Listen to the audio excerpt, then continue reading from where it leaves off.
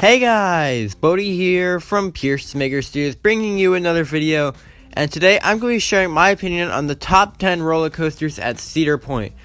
Just a quick disclaimer, I did not ride every single coaster at Cedar Point. Now, I would have loved to, but unfortunately I can't. I couldn't ride their kiddie coaster, Wilderness Run, because I'm too big to ride alone. And Gatekeeper was shut down because of its chain snapping, and Top Thrill Dragster, which just wasn't open. Both of the days I was there. But those are the only 3 coasters I didn't ride. All the other ones will be on here. So yeah, let's just get right into this. But let's get off with some coasters that just didn't make the cut.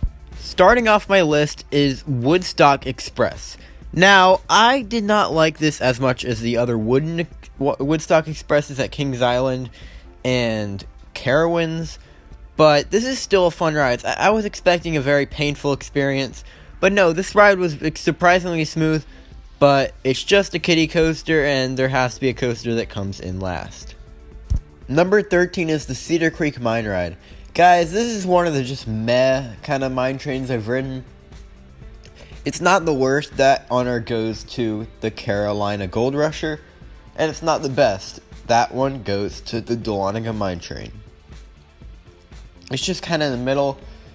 The drop in the helix is pretty fun, but everything other than that is kind of like and it's a pretty rough coaster too. Number 10 is Corkscrew. Now, guys, this is just another aero looper. It is definitely one of the worst roller coasters I have ridden. That airtime hill, yeah, it's kind of fun, but it hurts bad. That loop is actually pretty good, but the corkscrews just are really, really bad. And this ride is also really short. So, yeah. It's just not one of the better coasters I've ridden for sure.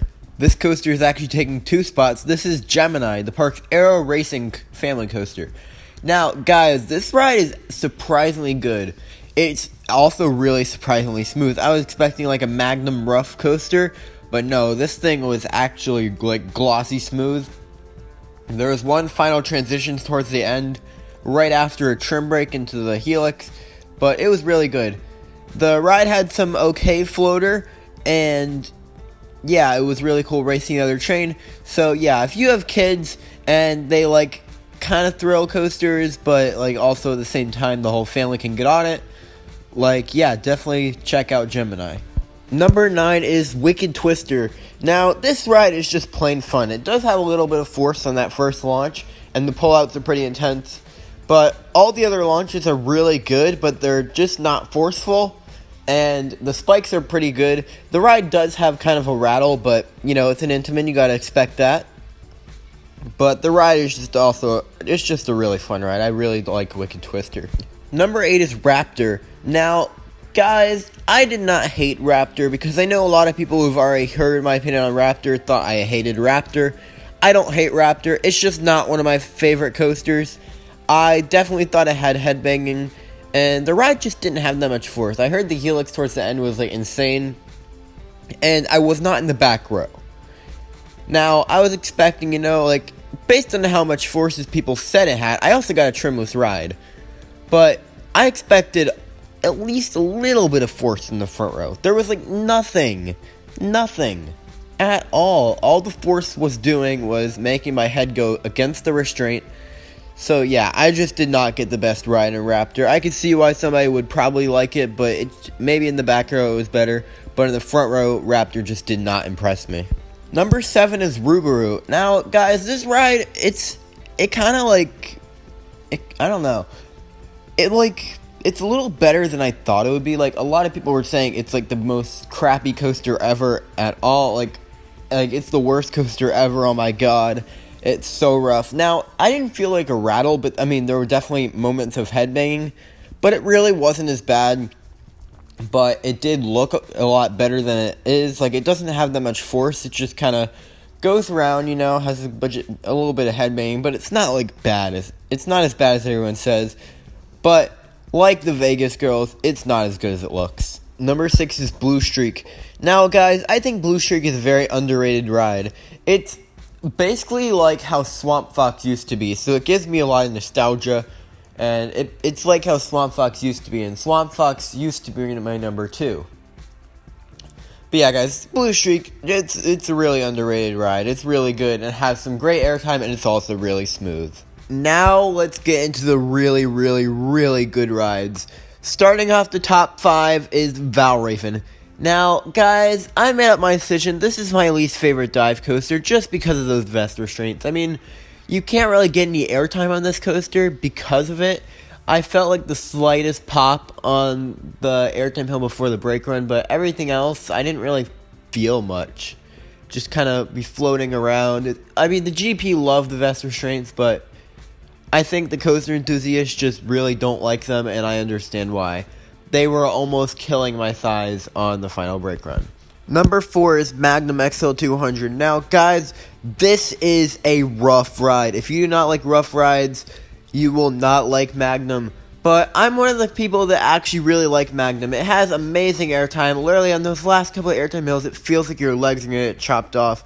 You've got a really nice flowjector hill first.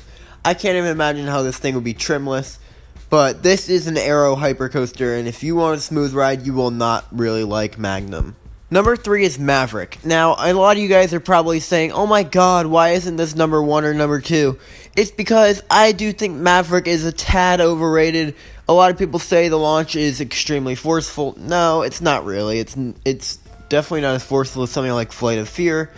It's kind of just like a Skyrocket 2, I'd say, but a little faster. So, yeah, but this ride is very intense. The ride is intense. The Stangle dives are really good, but I just couldn't bring myself to put it to number 2. Number 2 and number 1 are definitely better coasters for me.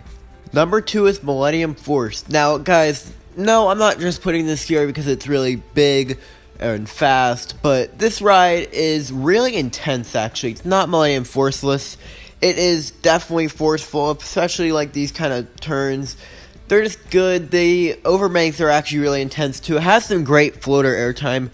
Not really ejector, but amazing floater. And the helixes, you just feel like you're going so fast. And a night ride on this is really good. So, yeah, I absolutely love Millennium Force. It is one of my favorite roller coasters I have ridden. It is definitely very underrated. I hear a bunch of people saying this thing is overrated. This thing is underrated as heck. And number 1 is Steel Vengeance. Guys, this is my favorite roller coaster at Cedar Point, and quite literally, this is my favorite roller coaster I have ever ridden. This ride is so good. Like, I literally can't find anything wrong with it. If I'm nitpicking, maybe it has the smallest vibration, but that's just me nitpicking. It has a couple bumps every now and then, but I really don't care because of just how good this ride is. I got a couple times, I'm not even exaggerating, 5 inches of room in the back row, and I got flung over that drop. The inversion coming out right there is just stunning, and this ride just has so much airtime. I love airtime. It has a little bit of positives, and it has just a bunch of inversions. I just love Steel Vengeance so much. It is definitely my favorite roller coaster I have ridden, and I'm not even fabricating this. I am not sure if a roller coaster will ever beat it. But, yeah. Alright, guys, so thank you guys so much for watching my video on ranking the roller coasters at Cedar Point. I actually loved my time here. Cedar Point review and individual coaster reviews will be coming out soon on Piercemaker Studios. But, thank you guys so much for watching. Please like, subscribe, comment, share, as that helps the channel greatly against the YouTube algorithm. And guys, as always, until next time, have a Cedar Fair day.